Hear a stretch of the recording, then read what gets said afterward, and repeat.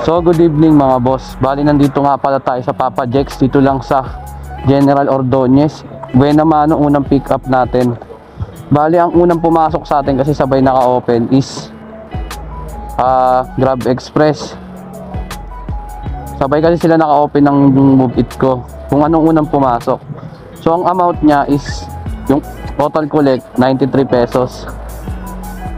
So ang binigay sa atin ni sir is ito 120 pesos. Malapit lang to mga boss, sa JP Rizal lang ihahatid. Kung nagagawi kayo sa JP Rizal, dun lang natin siya i-drop. So pagkain lang to mga boss. Kasi pagka asikaso ko, inopen ko kagad sabay yung Move It ko sa yung Grab Express. Sabi ko kung anong unang pumasok, yun yung ikukunin natin. So ito yung pumasok. So Buena Mano 120 agad. So dito tayo sa Papa Jex. Sa mga gusto yan, kumain or uminom, mag-chill.